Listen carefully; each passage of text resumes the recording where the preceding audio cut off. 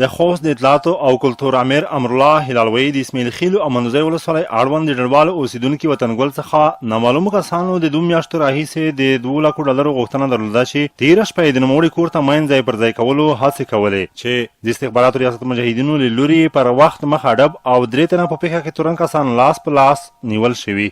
د خوست ولایت د استخباراتو ریاست د ویښو او بیدارو منسوبینو او ځواکونو لخوا تېره شپه هغه 3 کسان نیول شوي دي چې له تېرو 2 میاشتو راهیسې د خوست ولایت د اسماعیل خیل او منځوي ولسوالۍ اړوند د ډډوالو د کلي یا د ډډوالو د سیمې اصلي اوسیدونکي چې عام کاروبار لري د ده څخه یې د تېرو 2 میاشتو په جریان کې د 2 لکو امریکایي ډالرو غوښتنه کوله.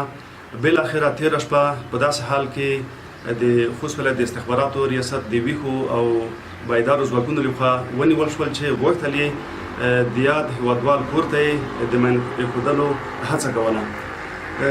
د استخباراتو ریاست د مسؤلینو د معلوماتو په اساس یاد کسان تر تعقیب لاندې وو او بالاخره دوی ونیول شول. د قانون منګولو ته به سپارل کیږي. عدلي او قضایي ارګانونه به د دوی په حق کې فیصله کوي او بالاخره په دوی به قانون تطبیق کیږي. وطنګل نومیتن چې د 2 لکو ډالرو غوښتنه ترې کېده د استخباراتو ځواکونو د چټک او پر وخت اقدام ستاینه یې کوله چې د دوی د اطلاع سره سم لاس په کار شول او پر وخت یې شوم پلان شنډ کړ. دا چې 2 میاشتې وړاندې موږ ته اخترونه رکولی کېدل او د 2 لکو ډالرو غوښتنه موږ نه کېده. تېره شپه د استخباراتو ریاست هغه کسان چې غوښتلې موږ ته مینګزاري وکړي هغه ونیول. موږ د خوست استخباراتو ریاست نه ډېره مننه کوو چې داسې اجرات ترسره کوي. بیا هم د دوی نه مننه.